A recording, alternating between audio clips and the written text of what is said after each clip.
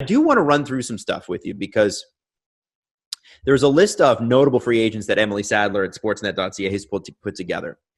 And if we're looking at maybe what could be at least a reduced cap, this is unfortunately for these guys the worst year to go to free agency. And this is the first player I'm going to bring up is somebody who already you could argue lit money on fire because he's just not had a great year. Maybe not been a good fit, not played on a great team to start, and not been so great when he was traded. Taylor Hall, Arizona Coyotes, his cap hit is $6 million. Going into this season, you were expecting, people were like $11 million. It's going to be $11 million to get Taylor Hall. If you factor in the fact that there's less money now. I said 13. I remember saying that he could have the highest cap hit in the league. There you go. You factor in less cap available, less revenue.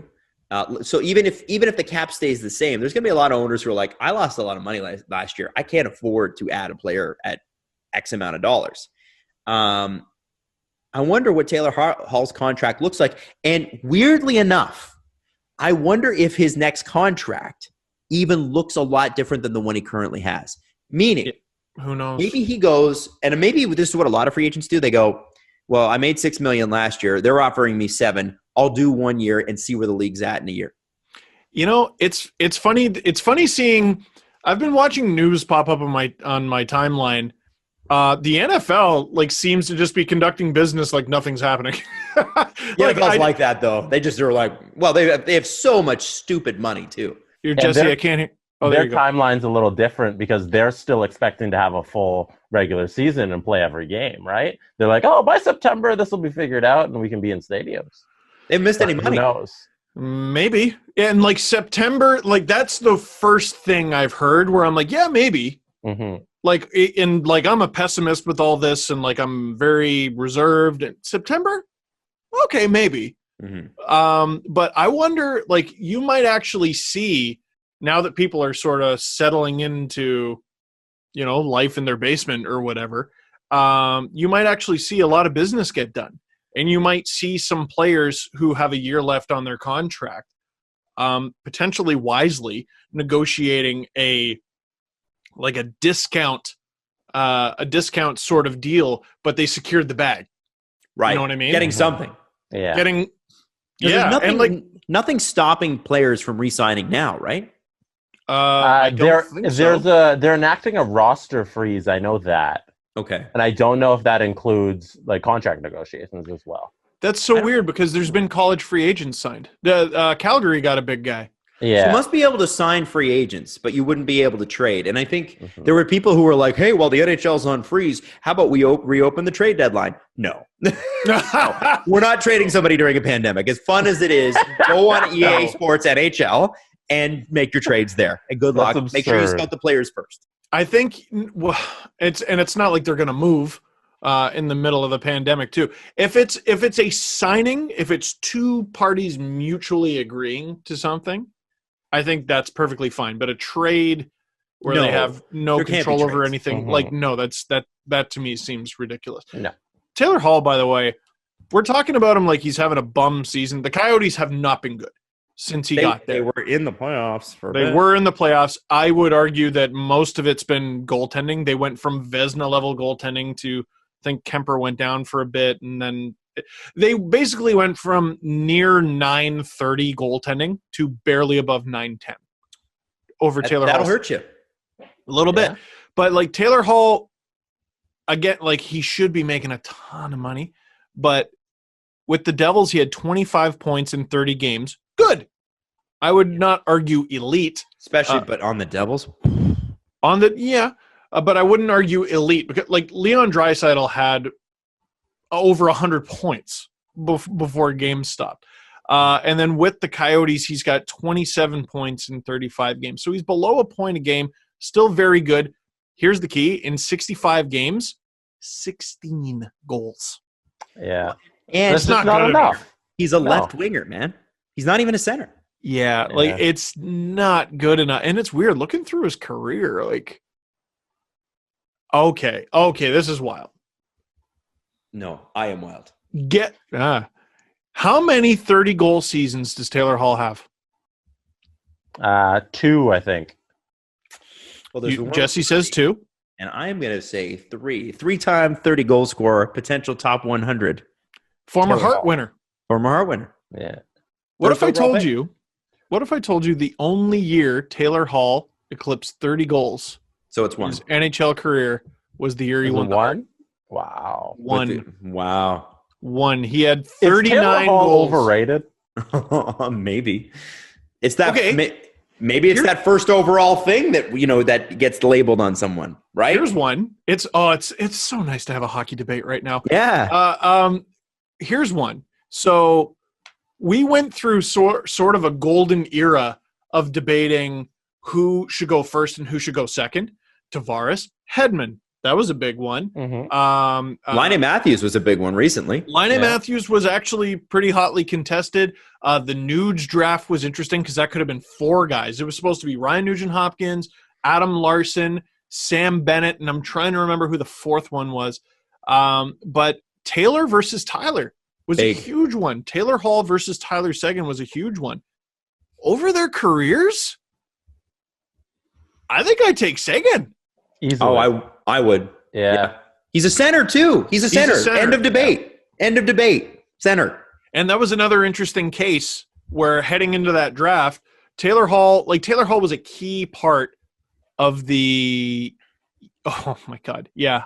Sorry, I don't know how you don't take Taylor Hall first overall with these numbers, but still. The year before his draft year with the Windsor Spitfires, in 63 games, he had 90 points, 38 of them goals. The next year, his draft year, in 57 games, he had 40 goals, 106 points. Wow. Both those years, the Spitfires won the Memorial Cup. That's pretty cool.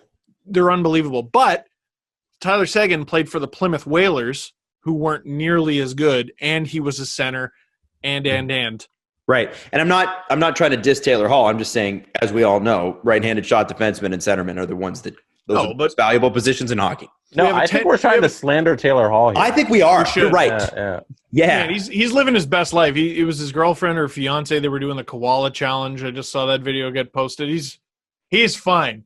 He's going to be good. But I wonder, the NHL's been a league of long-term deals for a while. And I think, it's interesting when you watch the NBA because, they play their games closer together. Now, given you're asked different things physically in the NBA than you are in hockey, right? Which is why in the NFL you tend to see when you get star players, it's as much money guaranteed as you can because they can just cut people, and it's as long as you can. And the NHL seems to be that way too because of the physical demands it puts on your body. Your body could fall off, whatever. I wonder if we're going to see a lot of one-year deals this year. And Taylor Hall is one of them. He seems like he's had an off year, and then it's been an off year revenue-wise for the NHL. That to me screams, let's do a one-year deal. Let the global economy recover and see where we're at next year because I'll still be pretty valuable. And at that point, he'd be 30 because he's 28 right now. He's going to be 29 next season, and he'll be closer to 30 at that point. You probably could make some money. Now, so time I could also see things going the other way, though. Okay. I could see people saying, I'm going to sign that long-term contract when I get the chance because something like this might happen, and I might be sitting there without money one day. So why not take the 5-year deal and guarantee my sports life for the next 5 years, and then I'm going to make this money instead of, hey, I'll sign a 1-year deal, but then who knows what happens to society at that time. So I could see long-term contracts coming back into vogue. I don't know. That's a good point. Yeah. Well, and that's what happens in times of uncertainty. Now, it used to be labor uncertainty. Now it's the way shit works uncertainty. But there was a swath of those deals done just before the 2012-13 lockout. And I want to say Taylor Halls was one of them. Yeah, I think it was actually. Let me look that up. I think it was. I remember Evander Kane. The next name to come up is Alex Pietrangelo from the Blues. 30 years old. Leafs, bro. Yeah, right. Now he was primed to sign. They said something like $8 million or something like that at the beginning of the season, which I think is really low. But he made $6.5 million this year, or will make 6.5 once the season's all done. It sort of makes sense to me that that at 30 years old, you sign the longest term deal you possibly can. But maybe he has to take a hit too, because there were people out there projecting that's a $10 million right shot defenseman, and you forget about the last 4 years and just go, man, the first 4 years of Alex Pietrangelo, I'll take that any day. It gives my team a chance to win the cup. I wonder if Alex Pietrangelo comes in at like $8 million and you get him at a bargain.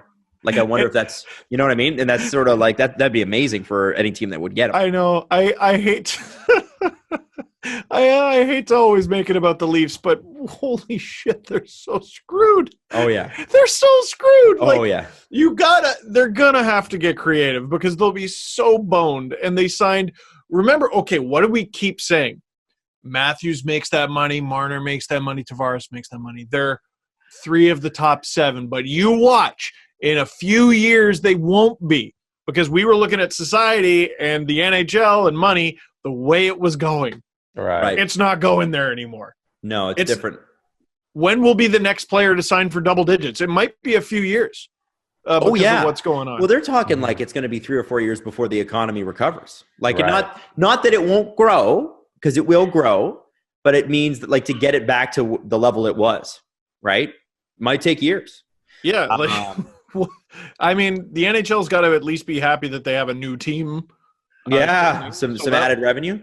So that'll be cool. Taylor Hall, by the way, signed his deal August 22nd, 2012. So that was just before the lockout.